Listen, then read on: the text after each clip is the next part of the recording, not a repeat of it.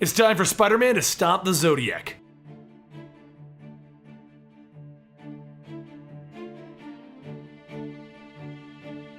Welcome to the Complete Story Series, where I take trade paperbacks and single issues and I break them down into digestible bites to help you understand. Then I read it dramatically back to you. All alterations to the panels, text, and images are to prevent copyright problems, and all art is owned by its respective companies. This is the conclusion to the Scorpio storyline. Check out our other two videos on the all-new, all-different Amazing Spider-Man if you're feeling a little lost. Our story begins with Nick Fury paying a visit to Peter Parker, who works in the Baxter building now. As Peter's guards stop Nick and tell him that he needs an appointment, Spider-Man appears over Nick and tells him that he's got something to tell him, and he's going to love it. Spider-Man tells the guards not to worry, and Nick goes with him. And then he tells Spider-Man that he kinda needs to see Peter about locating Scorpio. Spider-Man tells him not to worry. He's got a plan. This way to the secret elevator. Once the two of them step towards it, Spider-Man gives Nick a spacesuit, and Nick looks down at it and he asks what's going on. Spider-Man explains that they're going into space to reactivate the S.H.I.E.L.D. satellite that Scorpio hijacked. So, to the Arachno rocket! Over in Paris, one of Scorpio's men, Gemini, has called in to inform Scorpio that Spider-Man has made a move towards space. Scorpio asks how this could possibly happen, being that Gemini has the ability to see into the future by one day. Gemini tells him that his visions reset at the start of a new day, so Spider-Man went when Gemini couldn't see him, but they already have it brought up on the viewer. Scorpio goes to watch as Spider-Man begins to move closer to the satellite, and he already knows how to handle this. As Nick Fury and Spider-Man reach the satellite, Spider-Man says that his sensors are going off like crazy, and when they turn, all of the other satellites that Scorpio hijacked are flying right at them. Nick tells Spider-Man to get to work while he begins blasting all of these oncoming satellites, but as Spider-Man finishes locating the relic that they are searching for with the hijacked satellite, Nick tells him that there's one more satellite that he kinda couldn't get. It's kinda big. Spider-Man tells him not to worry. He's got this. Arachno rocket to the rescue! Spider-Man uses their ship to crash into the remaining satellite, and that's when Nick asks, how are they supposed to get home? Spider-Man points over at the International Space Station and he tells Nick to go over there. Spider-Man's found traces of the relic, which is currently in Paris, so he's gonna go directly down there. So, Spider-Man begins to descend back to Earth, literally in a spacesuit, and that's it. As he's falling and re-entering the atmosphere, he begins to realize that maybe this wasn't such a good idea.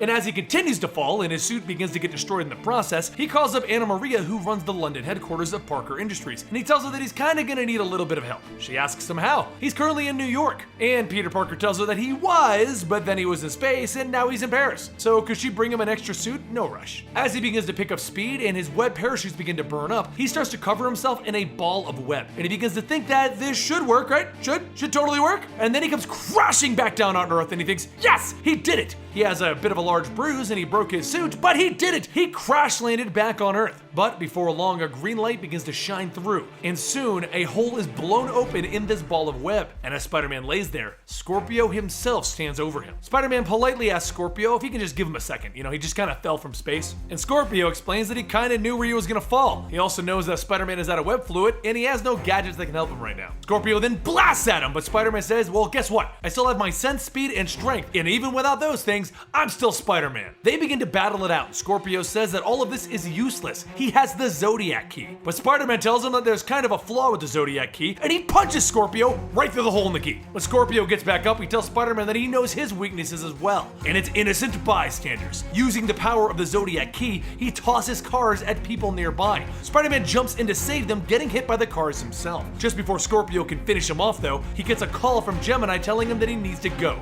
right this second. So Scorpio knocks a person off of their motorcycle and he escapes, but not before Spider-Man shoots a tracer onto Scorpio. Spider-Man yells, yeah, you better run! There, that showed him. Yeah, me. After a short while, Anna flies over in their hover car to pick up Spider-Man and give him his supplies. While he starts changing, they find that Scorpio is traveling by train somewhere else, so they begin to give chase after him. Once they get aboard the train, Scorpio starts to hijack the train by placing Zodiac masks on the conductors. Just as he finishes converting the second conductor, he hears Spider-Man over the intercom informing them that there might be a terrorist aboard the train. But don't worry, Spider-Man's on his way. Anna flies in close to the train and Spider-Man jumps on board, but Scorpio is already waiting and he blasts Spider-Man as he lands. He tries to fire a web at him, but the winds begin to blow the webbing all over the place and not towards the target. So Spider-Man tells Scorpio, guess I can't get a good shot either. Is that a stalemate? But Scorpio replies to him, no. Remember, I know your weaknesses. And he shoots above the train, causing various rocks to fall on Anna. Spider-Man jumps back to try and save her, but the falling rocks cause Anna to spin out of control and crash into the ground. Even though the car is damaged, they are able to fly away, but while Spider-Man is trying to figure out his next move, the robot brain asks, why were you even in space anyway? And that's what he remembers. He was tracking the traces of the artifact. He remembers where he has to go. Anna begins to fly where Spider-Man tells her to go, and when they reach the home of where the traces came from, Spider-Man begins to remember this house. This is the house of Vernon Jacobs, one of Parker Industries' biggest shareholders and investors, and judging by all of the star charts and Zodiac-themed sculptures, he's probably Scorpio. Spider-Man begins to go deeper into the house, and he realizes that Scorpio was using Parker Industries' resources to do God knows what.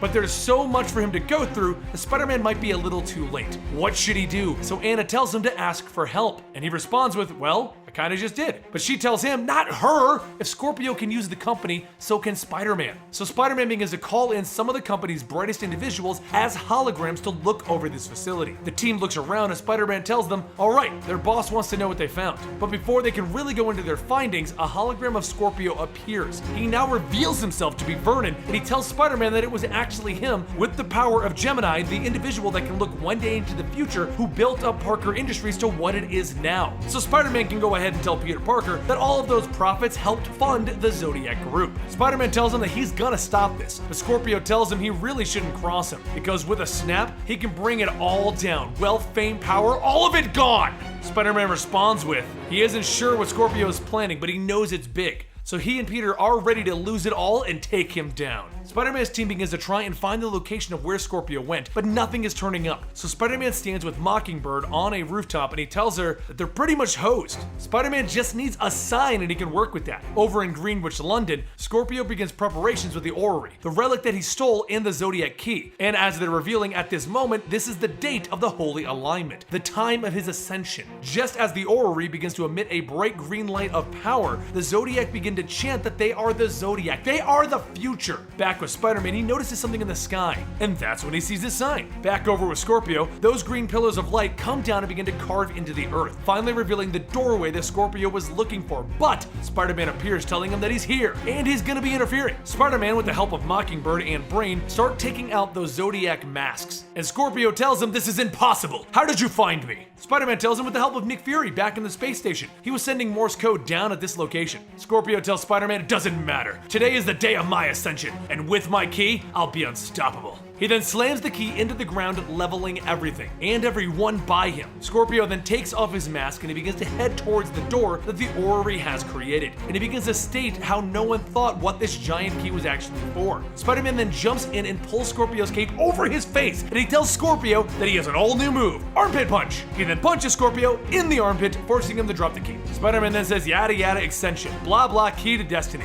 But what happens if someone else gets there first? Scorpio yells out no, but that's all Spider-Man needed to hear. He goes down, sees the door, and he realizes, oh, what's a giant key for? A giant door. But before Spider-Man can put the key in, Scorpio runs in after him and summons the key back to him. Spider-Man tries to block the passage, but Scorpio tears through it, knocking Spider-Man out of the way. He then begins to put the key in and open the door, and finally, Scorpio receives his reward. This door can show someone the future up to an entire year. So Spider-Man charges at Scorpio, and he tackles him in the back. Scorpio begins to fall into the door, so Spider-Man shuts the door. And once they're closed, he locks the door. Outside, everyone begins to snap out of Scorpio's trance, and Bobby is assuming that Spider-Man took out Scorpio. Spider-Man says, yep. So she asks, well, where is he? Honest answer, I smacked him into next year. You're being serious, aren't you? For once, yeah. She walks over and yoinks the key from Spider-Man and tells him that this is going back to S.H.I.E.L.D. Spider-Man tells Anna Maria that she just yoinked him, and Anna tells him that's because she likes you, Peter. Spider-Man asks, really? And Anna Maria tells him, shh, watch, that we can make her jealous.